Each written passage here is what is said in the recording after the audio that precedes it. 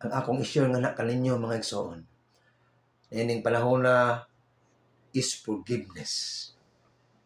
Ang pagpasaylo mga igsoon. Atong hinumduman that God is the author of forgiveness mga igsoon.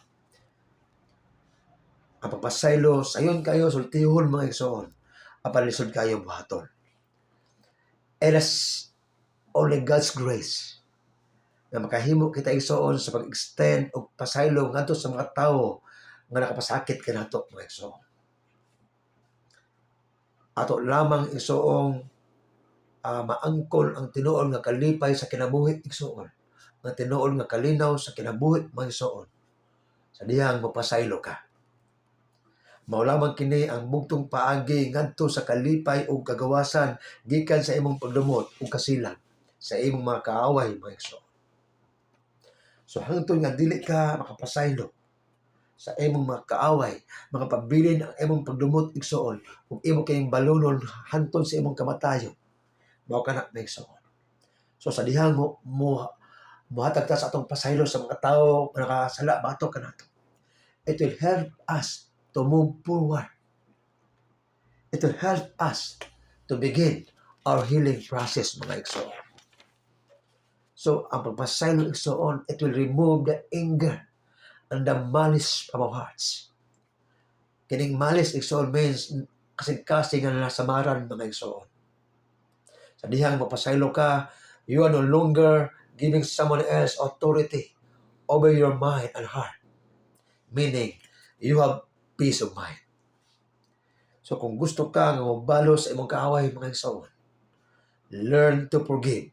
Because forgiveness is the best revenge. Usbon ko mga igsoon, kung gusto ka nga mabalo sa imong mga kaaway, learn to forgive.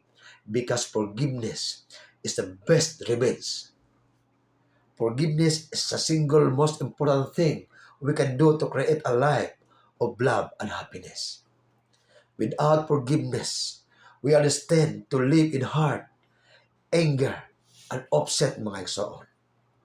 Ang pagpasaylo mao kini imong master key padulong ngadto sa kalipay ug kinabuhi mga igsoon. Ang pagpasaylo mao kini imong master key ngadto sa kalipay ug kalinaw igsoon sa imong kinabuhi. Apan dili sayon igsoon ang pagpasaylo. It is almost impossible to forgive. Labi na igsoon nga ang biktima igsoon ikaw ug ang tawo nga suod igsoon sa imong kinabuhi mga igsoon. It is not so easy to forgive. Again, forgiveness is a process and not need to rush. No, dili pwede so dali-dalion. Ang pagpasaylo, proseso kini magsoon. So, and not need to rush. When time is right to forgive, then you will know, and it will be the greatest feeling in the world mga igsoon. Atong hinumduman mga igsoon nga si Ginoong Hesus not only died for his enemies, but he forgave. Diba? Matthew 5:44 nagaingon, love your enemies and pray for those who persecute you. So it sounds so simple. It sounds so simple and straightforward. Yet, in reality, it is almost impossible to forgive. Sayon ka ba yung nga yung mga kaaway o iampo katong nag-persecute ninyo. Sayo na ganun isusultihon igsoon. Even igsoon sa akong kinabuhi, I struggle to forgive. It took months and even years to hear and understand God's call for me to forgive.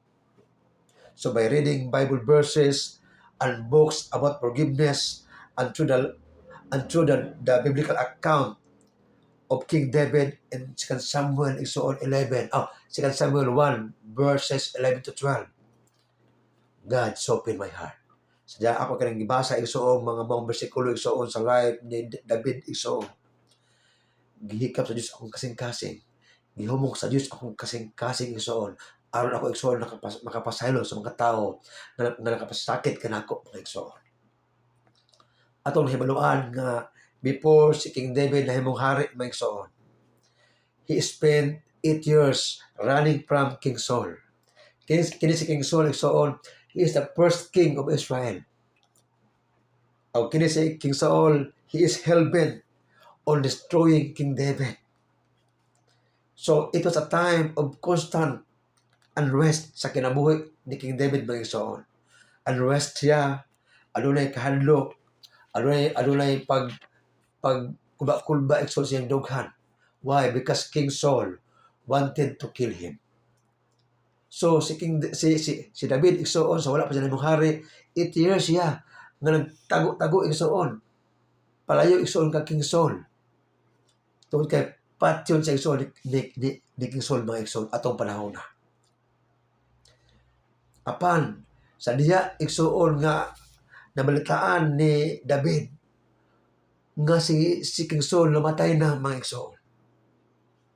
Ang gihimo ni David mga igsoon, nahilak siya mga igsoon. David mourned for his enemy. David mourned for King Saul mga igsoon. Ikaw igsoon, kung imong nabalitaan nga ang mapatay nimo mga igsoon, kung imong nabalitaan nga ang tao nga imuhang gidaganan for 8 years nga buot mapatay nimo, namatay na igsoon, imong nabalitaan nga namatay, unsa man imong buhaton igsoon, imo siyang hilakan. Apan sa life ni David igsoon, sa diyang iyang nabalitaan nga si King Saul namatay na mga igsoon, hihilak siya. Iyang hilakan ang iyang kaaway. Iyang hilakan ang tao nga buot mapatay niya. Iyang hilakan ang mortal niyang kaaway. No, but when David knew that King Saul finally died, he wept and mourned. Hilak siya igsoon, nagsubo siya mga igsoon. Kung ikaw pa'y naasal sa lugar ni David mga igsoon, unsa may misulti? Siguro mahala ka, marag namatay ito si King Saul. Nakabalos sa jud ko. So inana, no, say murag inana igsoon ang atong response igsoon. Ang sa atong nahuna sa diyang atong mortal nga kaaway, mamatay na mga igsoon. Apan lahi igsoon si David. Iyahang gihilakan igsoon ang iyahang mortal nga kaaway. Why? Because King David has a forgiving heart. Adun siya kasing-kasing nga mapensayloon igsoon. So, usahay atong inon ang atong magkagulingon nga kung atong mga kaaway, mga matay, adunay mahitabo ang dili maayo, mangitag mayra, mirisi.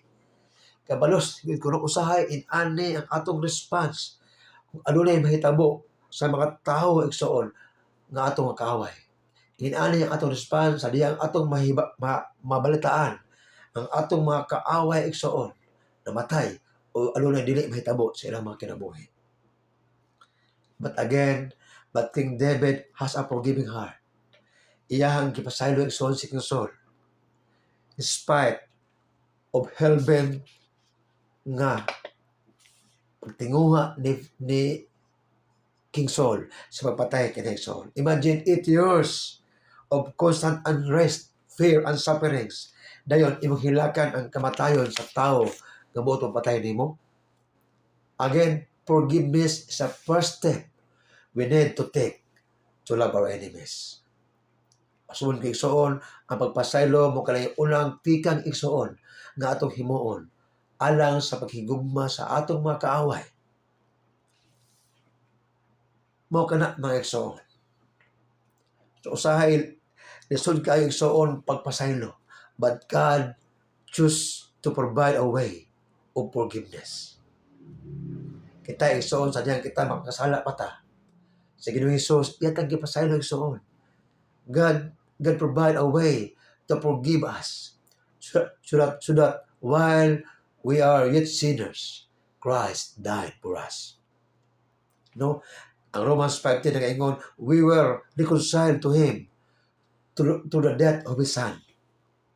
Kaya ato mang nadawat ang pasaylo gikan sa Diyos mga igsoon. Let's extend that forgiveness to others, even to our enemies. Again, ang pagpasaylo dili gyud sayon mga igsoon. But remember, forgiveness is for you, not for your enemies. So kung gusto ka igsuon o gagawasan gikan sa gapos igsuon sa kasakit o pagdumot igsuon, learn to forgive. Because forgiveness is a cancer of the soul. Until nga dili ka igsuon makarelease og pasaylo sa mga tao na nakasala batok kanimo igsuon. Padayon igsuon ang imong kasilag igsuon o padayon kini nga mao nga pagbati may muguba igsuon sa imong kinabuhi. So pasaylo igsuon. O hangtod nga dili nimo i-release ang imong pasaylo igsuon ngadto sa tawo nga nakasala batok kanimo. Dili jud ka magmalinawon igsuon. Dili jud ka magmalipayon sa imong kinabuhi igsuon. O ang maong kasilag ug ang dili pagkaman ug ang pagawalay kalinaw igsuon. Imo kining balonon ang maong pagbati hangtod sa imong kamatayon. Dumdumi igsuon, usara ang atong kinabuhi. Ayaw kining igahin. Ayaw kining igsuon o igahin sa pagdumot o pagpasaylo igsuon. Ato kining igahin sa higugma igsuon o pagpasaylo. Di lamang igsuon sa atong mga kaaway igsuon.